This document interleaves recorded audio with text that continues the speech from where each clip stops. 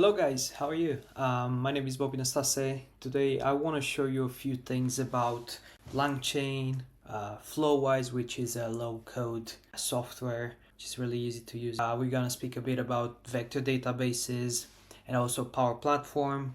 I'll split this into 6 parts. So we're gonna have an intro about all those individual things. Then we're gonna speak about how to set up Flowise, which I have right here. Then we're gonna set up a vector database. We'll be using today Qdrant. And then also we're gonna start building the flows, the Flowise flows, which will result in some APIs. We're gonna build one for adding to the vector database and one to retrieve from the vector database. So we'll be able to chat with our own documents that we upload. And then we're gonna speak a bit about the Power Platform integration as well. So we need to build a model-driven app to be able to create a mirror between the vector database and an internal, let's say, Dataverse database. We're gonna build a virtual agent as well, and obviously the integrations with the custom connectors. So without further ado, let's get started. All right, let's speak a bit about what is Flowise. So as I was mentioning earlier, Flowise is a low-code Langchain software. So let's speak about what Langchain is in the first place. So Langchain is a framework, large language models. So it allows you to plug in things like, hey, I want to use the ChatGPT model or the Llama model or whichever other open source models with other services like vector databases. You have embedding models. We'll have a look at all the activities that are possible there, but essentially it just lets you drag and drop the different actions together. So it'll be really easy to use and maintain. What is a vector database? So today I was saying we're gonna use Qdrant. Qdrant is a vector database. So what are vector databases?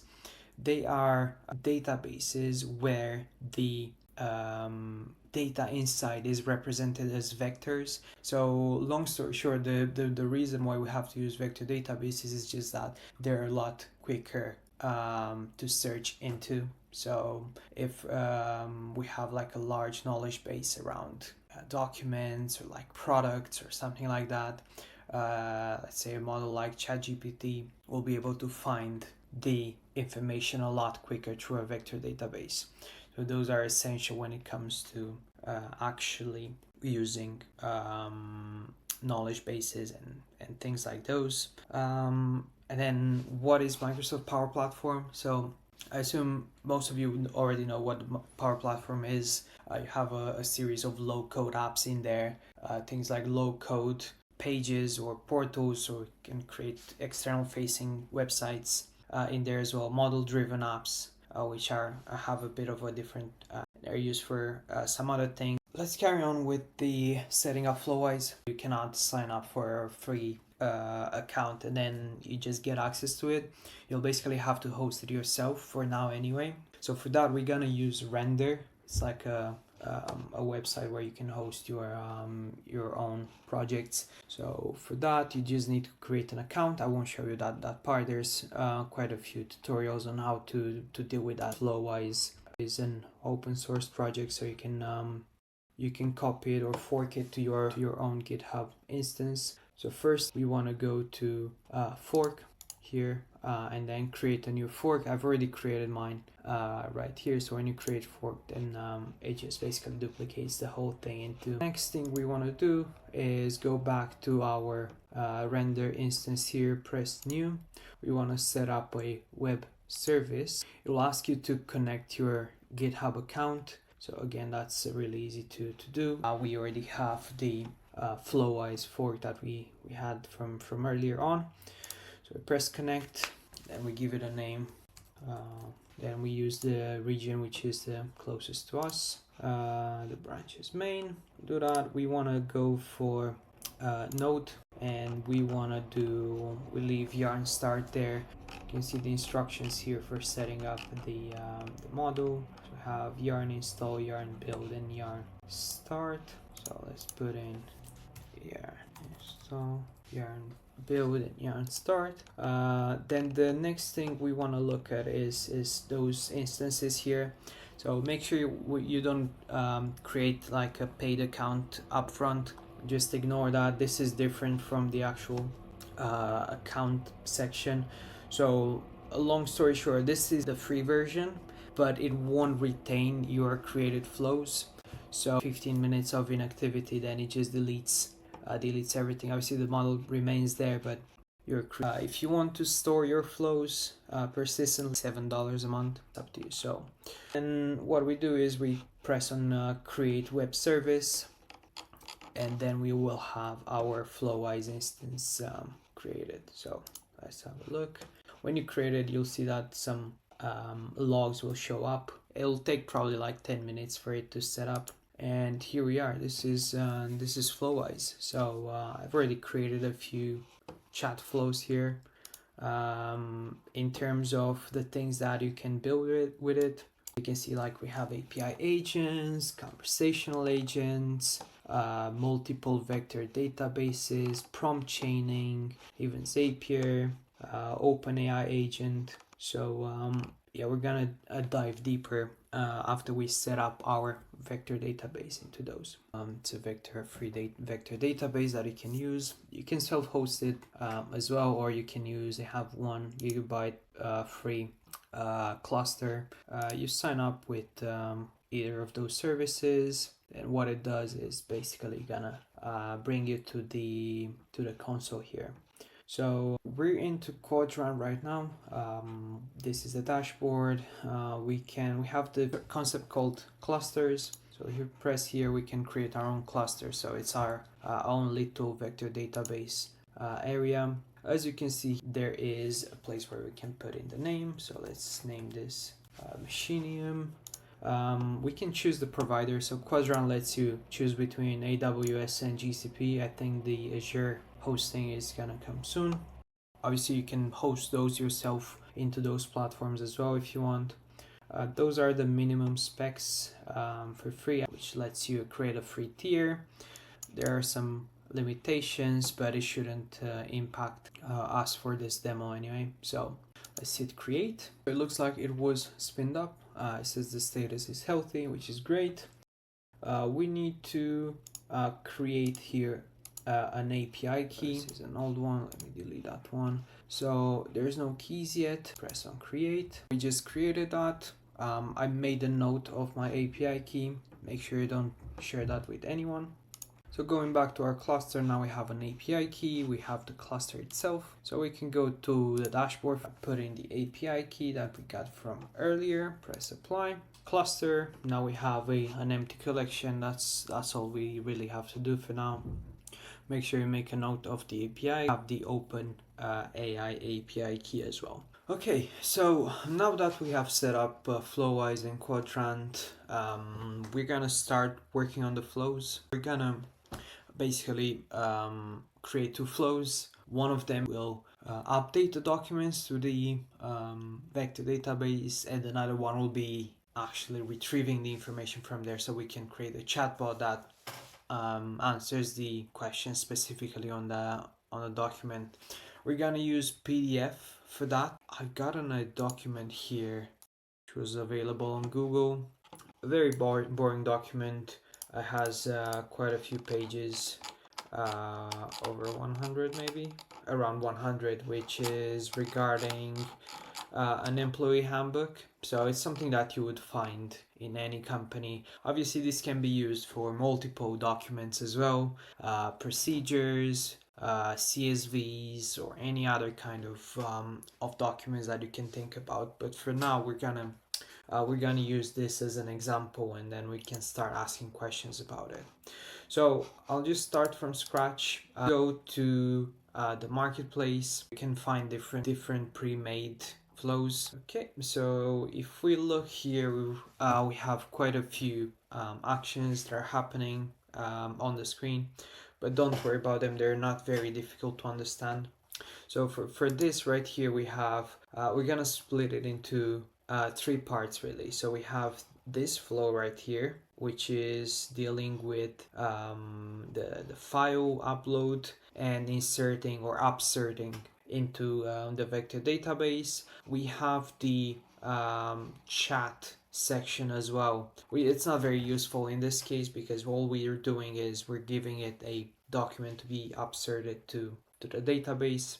And then the other part is the embeddings. So the embedding side of things are useful, so that it's basically like a translator from your document into the vector database. So the text that we see gets transformed and it's embedded into the vector database. We want to upload that document that we have into the database to make it more digestible. We are using a text splitter, so that's the thing that we're gonna use for our PDF. We're not gonna embed the whole thing in one single vector. We're gonna split it down into different chunks.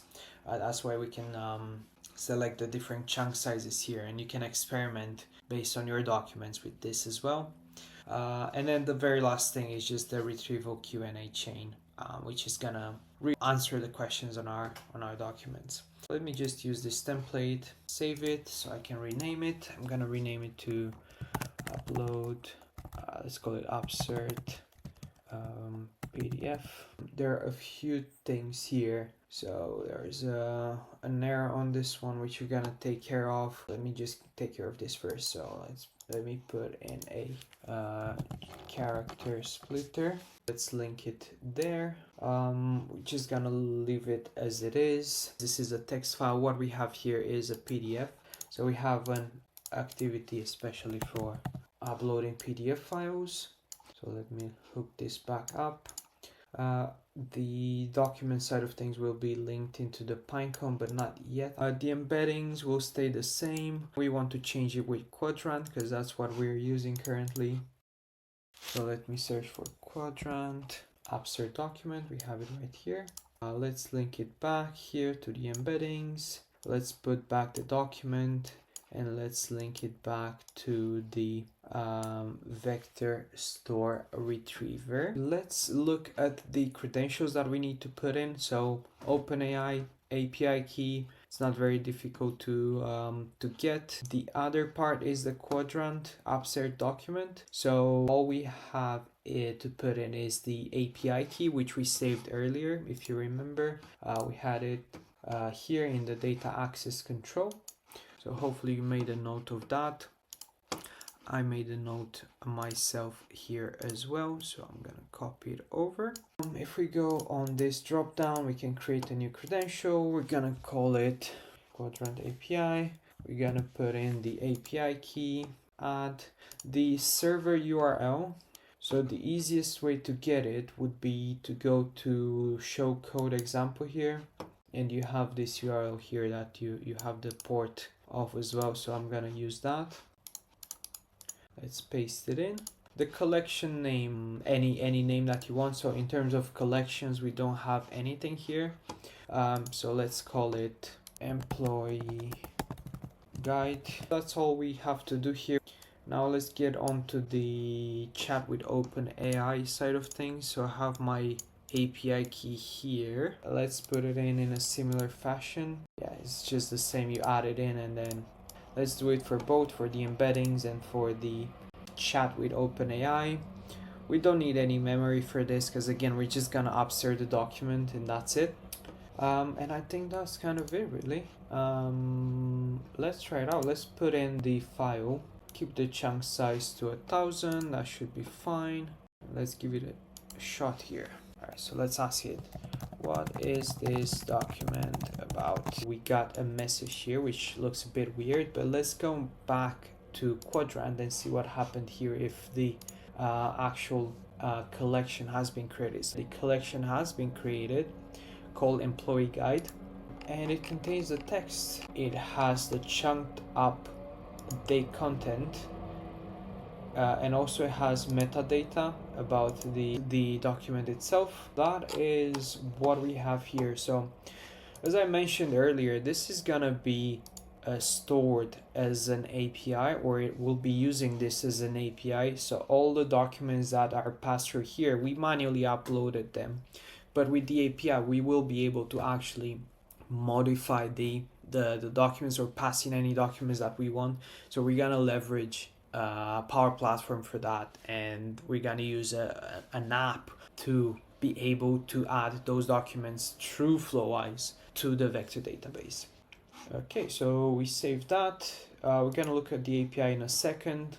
So that's the upsert side of things. And now let's try and create a new flow for retrieving the information. So let's say we want to ask a different question to the document and do it that way. So under the marketplace, we go back, and so we're gonna use a conversational retrieval agent in this case. So let's click on it and let's see what this is all about. Okay, so just like the others, I've created a Q&A document retrieval flow as well.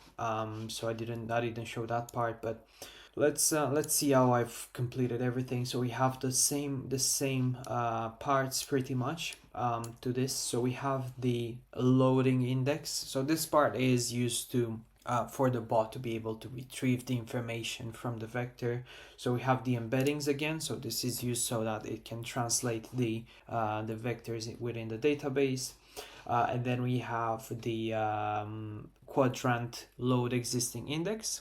So here I completed everything exactly like the other part, like the orchestra server URL, the employee guide, and then here I left it to quadrant retriever. The other part here is a retriever tool. So this is helping with memory. So I've linked it to this tool so that it is able to search a particular document in our case. So I put in the description here, searches and returns documents regarding employee handbook, a guide for the employee of our company. What else do we have here? So this is a conversational retriever agent activity. So those are the tools that we put in. We have a memory as well, so it can have a proper conversation back and forth, so it will remember the previous chats as well. And then we have the chat OpenAI model here. You get access to quite a few things here. Put the temperature to 0, so it's deterministic. And then yeah, that's all we have. So let's see how this actually works. So if I go here and let's say we want to find something out around the smoking policy. What is our smoking policy? Let's give it a second.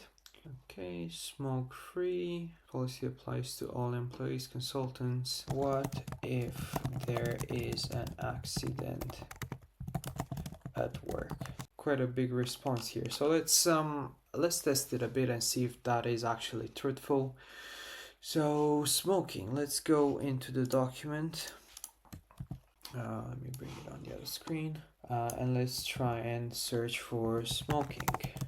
Okay, so let's see what it says. So go a step ahead. Workplaces are smoke free, and then all employees have a right to work in a smoke free environment. The right to work. It's bringing it back pretty much word to word. Yeah, to all employees, consultants. We also provide resources and support to help with employees quit smoking. Fair enough. We can help to stop smoking. We have it here as well.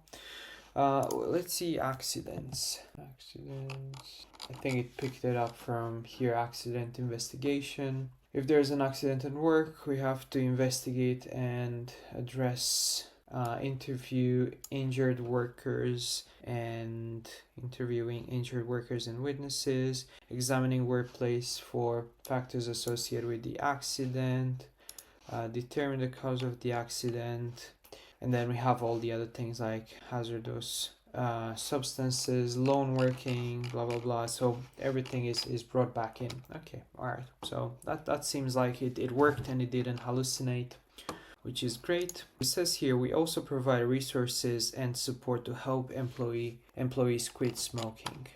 can you help me quit smoking? This is just the generic response. According to the employee handbook, who should I contact to quit smoking?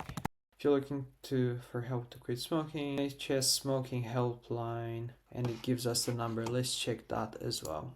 Help to stop smoking. Yeah, so NHS smoking helpline 1690. It seems like it's actually working. Let's try and ask something from the bottom of the document as well. What is the grievance procedure? We have a response here, stage 1 and stage 2. Let's see, where did it pick that up from, or is it a hallucination? No, it's not. So we have stage 1, stage 2, appeal and grievance. 5 days. That looks like it's actually working. I have the two chat flows here. So let's look into the API side of things. So if I go into the Up Qdrant flow, we have here a button for the API endpoint. If we click on it, what you'll see is that there's a few options that are coming up. So one of them is being able to embed this chatbot straight into your website. It gives you like Python, JavaScript, and other ways of embedding your chatbot into different applications. So we're gonna use this for our specific scenario, which is Power Platform. So currently this doesn't have any authorization. So I would suggest you create an API key for your flows. You can create a new key and let's call it Power Platform. This will give an authorization key to our flows. So if we go back to our chat flow, in here we can select the Power Platform key. Obviously for embedding that wouldn't be possible, but here we have the Python code or the JavaScript code. We can see all the different inputs as well that we can use, document, PDF file. So we're gonna leverage this information to actually create our custom connectors in the Power Platform. Now that we have our flows created in Flowise, we have everything set up. We have the APIs as well. We're gonna try and bring those APIs into the Power Platform. First things first, let's go to solutions and let's create a new solution. That way we keep everything nicely and then packaged. So let's call this chat with doc. Select the default publisher and let's create it here. Let's give it a second. Let's go ahead and start with creating our custom connector first. We'll create a custom connector for Flowise, and then we'll add the individual flows as separate codes.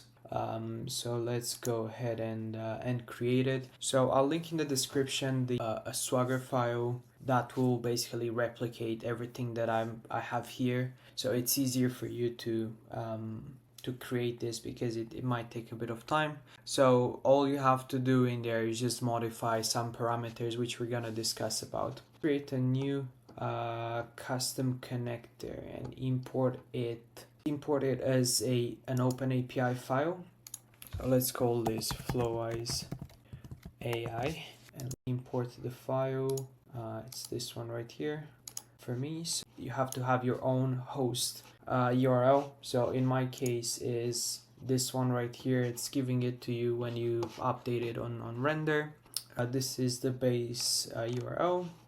For the security side of things, we have the API key from the drop down here. The parameter name is authorization. So we're gonna use the API key for the authorization side of things. We have two separate calls here. We have an Up Qdrant to Qdrant and then a query form from Qdrant as well. Two separate operations. There's not much we can test here, unfortunately. So all we have to do is create a new connection. So when you press create new connection, you have to give it your API key from here. So if you remember earlier when we created this key here, it generated this. So we're gonna copy that That's the bearer token. So make sure you include the bearer word as well, not only the key, because it won't work otherwise. So we can see the operations here. Long story short, what we will be doing is we'll be calling those individual things. For the upsert, we will find a way to translate the file into some kind of binary code. The collection is the collection name that we have here. What else do we have? Let's see. The metadata, we can encode the metadata of the file itself if we want, like text files or like the name, anything that you can think about, we can retrieve back as metadata. We're not using that for this particular example, but it can be used, for example, with this one to retrieve only certain documents from the vector database instead of looking throughout the entire collection. We're gonna have the question here that we're gonna ask ChatGPT to answer. Now that we created the custom connector, we have to create an app.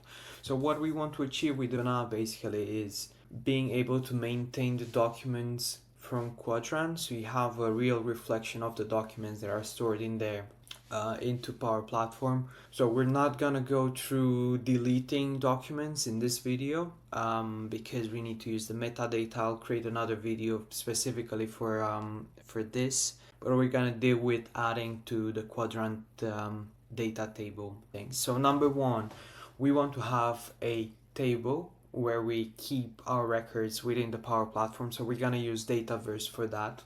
So we need to create a table. Then we need to create a flow that will basically just call the Flowise flow that communicates with Qdrant. So then when we add a document to this table, it'll send a signal that, hey, this document wants to be added to Qdrant. So that way we have a record in the table, and we have the document added as well in the Qdrant table. The very last thing we're gonna do is we're gonna create an app where we can easily like create or add new documents and store them, and then later on delete them as well. Let's go ahead and start creating our table. So let's create a table. Let's call it Qdrant documents, enable attachments, save it, and let's start giving it a bit of a structure.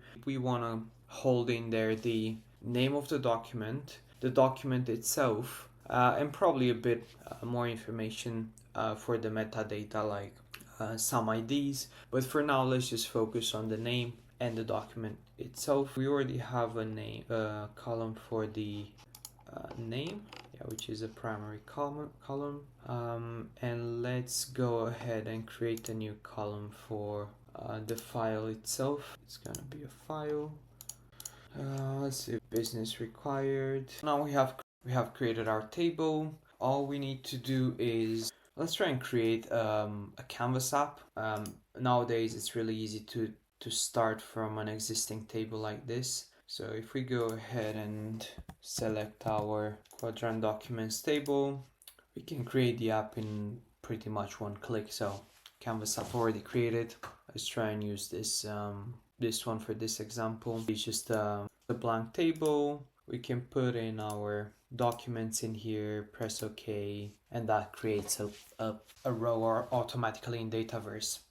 So now what we want to create is a flow that gets triggered on this. So as soon as somebody is adding a document through here, the Flowise flow will be triggered and the document will be added to Qdrant. Let's go back and add our app to the solution so we don't forget about it. Now let's get on to creating the flow. So let's create a new Cloud flow. It's gonna be an automated one. So we're gonna look for the Dataverse triggers when a row is added, modified. So for now we're just gonna use the added trigger. So let's call it when a document is added to Qdrant table. We can expand on this and do it for deleted or modified as well. Let's start configuring our flow. When a row is added to our Qdrant table, Qdrant documents. Let's keep the scope to organization. We don't need anything else in there. So as soon as a file is added, we need to download the file to the flow, and for that we have to put in an activity called download file. Yeah, download a file or an image. So whenever a row is added, we want to download the document from the Qdrant documents. The row ID is gonna be the unique column Qdrant documents. The column name will be file. You can see it already recognized it here. After that's been done, what we want to call our custom connector, which is called Flowise. We have the two calls here. We have the upsert and the query. We're gonna use the upsert. So for the upsert, we need to give it the file to upload. So it's gonna be the output from the download file or image. The file name will be the name itself, and the collection, let's call it employee documents. We can test it out in a second. Let's press save. Let's test it out. So to test it out, we'll have to firstly do the manual thing, press on test, and now it will expect us to trigger it through adding a row. So we're gonna use our app. Okay, so we go to our apps, we hit run, and let's try and create a new file. Let's call it added via app.pdf. Let's upload the file. Let's keep the same one in. Let's press OK. So this created the file. Now this should trigger in a second. The flow has run successfully. We can see here that we have the file name and the collection name, and the body has a it's encrypted. So if we go to our Qdrant instance here, press refresh, we can see the employee documents thing that we have just created, which is very similar to what we had added to before. We have our cloud flows, we have our app, we have the custom connector, we have our table. Now all it remains to do is to create a virtual agent so that anyone can chat with those documents, and you can put it in Teams, you can put it in your website, you can put it in multiple places with the virtual agents. Let's create a new chatbot. So we'll open up the Power Virtual Agents designer. Let's call this bot employee helper. The bot will speak English. Okay, let's create it. So we'll set up our bot. For the last part, which is creating the virtual agent, I've created employee helper here. So as you know, for the virtual agents, there's a few things here. So we're gonna go to topics, and then we want to create a new topic for our bot to retrieve the answers. We're gonna create a new one here. Let's call this RAG, employee handbook. The first thing that comes up here is the trigger. So let's add a few phrases for in order to trigger this specific topic. If somebody mentions the employee handbook, let's press on the plus, and it will automatically recognize that the person wants to chat about this topic. The next thing we actually want to do is capture the question of the person that's chatting with the chatbot. So for that, let's go ahead and ask a question, and let's put in here a message saying like, please ask away, smiley face. We want to capture the user's entire response, and we want to save that response as a variable. So let's change that variable name from var1 to question. Under the properties, let's see, question behavior. Let's make sure we don't skip this question. At this point, we will have the question captured, so we can further on send it over to the bot. We want to trigger an action, so we will make use of Power Automate for this part. So we're gonna create a Power Automate flow that will trigger with the question. It will basically make that API code to Flowise, send the question over, and we'll retrieve it back in a second. So we have this thing here called call an action. Let's create a new flow. Okay, we have the inputs and the outputs. Let's create a flow. It's gonna be a very simple flow. So in here we add in the input. So in our case, it'll be the text input, which is gonna be the actual question.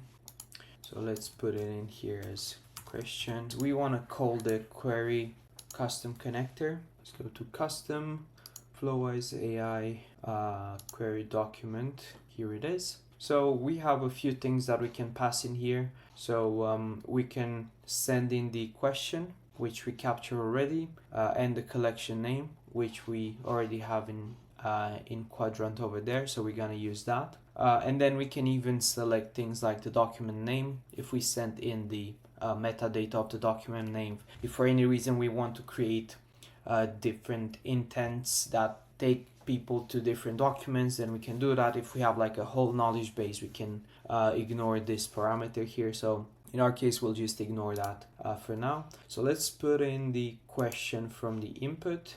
The collection name is gonna be this one right here, employee documents. So let's put it in. And for the document name, we'll just leave it blank. It's a JSON, so we'll just use the squiggly brackets. The return output is gonna be text. So we're gonna make this as the answer, and then we gotta put in the body of the query document call. So I think that's kind of it for now here. So let's save. Our flow is ready to go. We'll have to test it through the virtual agents. So if we go back, it's done. Okay, so I just had to refresh the browser, and now we have the flow here.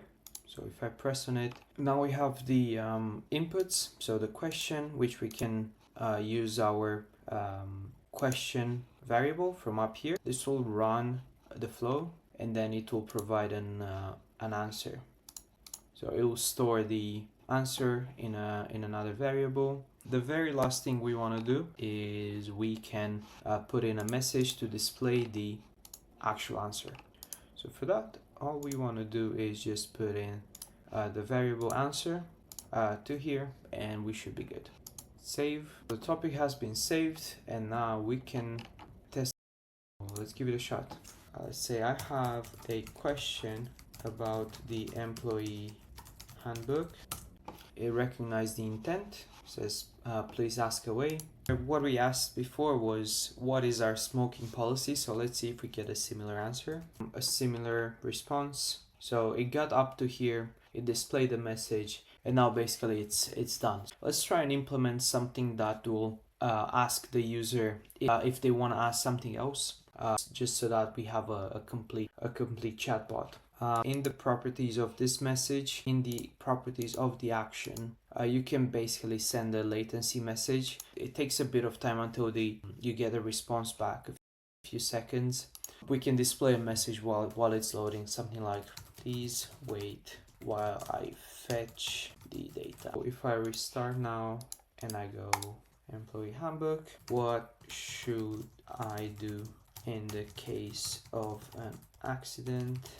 It displays this message saying like, please wait while I fetch the data. Yeah, so we got that response that we got with Flowise before as well. Let's save this up.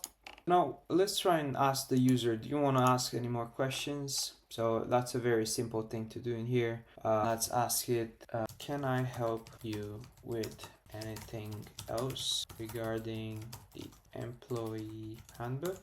We want to store this response in a yes or no Boolean variable. Let's call this bool, and then we want to evaluate this Boolean and say, all right, the condition is for our Boolean variable to be true or false. If the user wants to ask another question regarding this, we're gonna go to topic management and say we want to go to a previous step, which in our case is gonna be the question please ask away, where we capture the question again. If the user doesn't want to carry on with this, then we can end the current topic. And let's say that we want to go again and say employee handbook. Obviously you can modify this so it's like more applied to real life. So let's ask it again about what is our smoking policy. So similar response. Can I help you with anything else? Yes. let's say we want to ask another question. We can expand on this and give it memory so that it remembers previous answers as well and sends them over for additional context. Flowise lets you have some kind of memory per user as well, which is quite convenient, but we're not gonna go through that. This is a simpler example. What resources do I have if I want to quit smoking? It retrieved the answer from our handbook, which is the number, the website, and the NHS thing, which is great. That's pretty much how you would build a simple RAG with virtual agents and the Power Platform. We can now go ahead and publish this. If we go to overview here, we can even share it. You can share with other people. We can publish. When we hit publish on this, we can then go to channels, and then we can put it in Teams if we want. I don't have Teams enabled on this tenant. You can have it in a custom website, mobile app, and pretty much everything that you can see here. You can get it to even answer or send SMS texts. You have analytics, which is very useful. Through Power BI, you can see how many people have engaged with it, what are the potential problems that might show up with the bot, and things like those. Thanks very much for watching, and catch you in the next one.